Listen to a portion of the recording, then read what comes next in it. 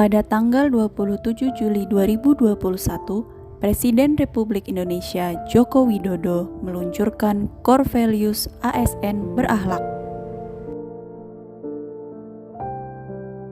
Salah satu tokoh nasional Indonesia yang mencerminkan nilai-nilai tersebut adalah Bung Hatta.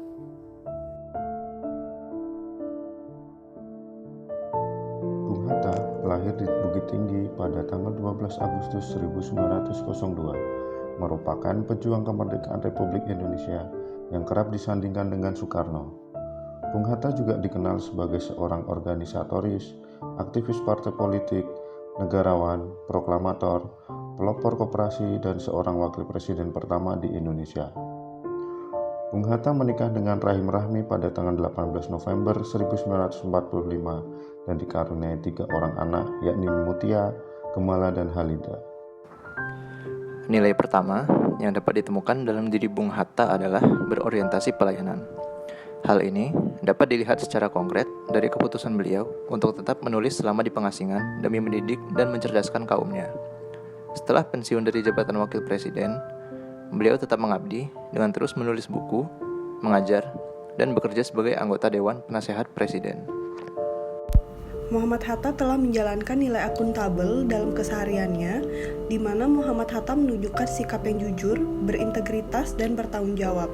Beliau bahkan tidak mau menggunakan selembar kertas pun dari tempatnya bekerja untuk keperluan pribadi. Muhammad Hatta tidak hanya perhatian terhadap urusan yang melibatkan uang negara dalam jumlah besar, tetapi juga keras memegang prinsip untuk banyak hal yang mungkin dinilai orang lain hanya urusan sepele. Wujud perilaku kompeten juga ditunjukkan oleh Muhammad Hatta. Terpilihnya beliau sebagai Wakil Presiden Indonesia yang pertama bukan tanpa alasan.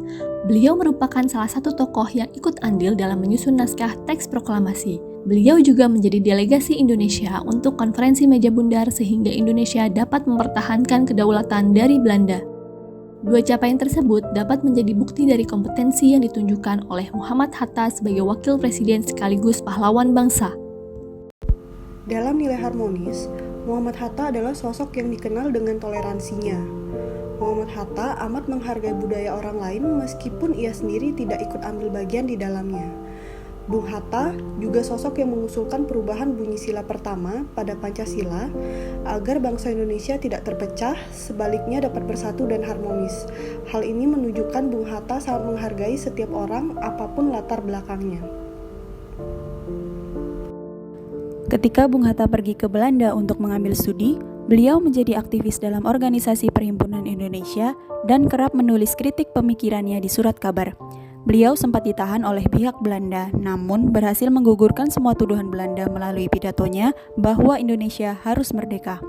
Inilah bentuk kecintaan Bung Hatta terhadap Indonesia yang luar biasa dalam membela bangsa dan negara. Selain itu, Bung Hatta pernah bersumpah bahwa ia tidak akan menikah sebelum bangsa Indonesia merdeka. Hal ini menunjukkan sikap loyal bagaimana ia mengedepankan kepentingan bangsa di atas kepentingannya sendiri. Selanjutnya, Bung Hatta juga memiliki sikap adaptif yang dapat diteladani. Hal ini terlihat secara nyata dari kemampuannya menyesuaikan diri dengan hidup dan pekerjaan di pengasingan di Gul dan Banda Neira. Bahkan setelah menjadi wakil presiden, beliau tetap mampu menjalankan tugasnya saat terjadi agresi Belanda yang memaksanya memindahkan pusat pemerintahan.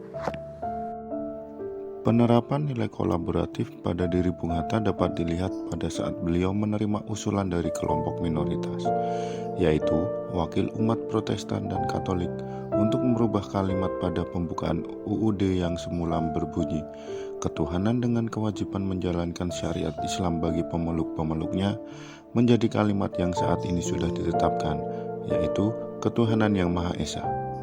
Dalam hal ini, Bung Hatta sangat menjaga dan memiliki semangat kesetaraan dan kebersamaan.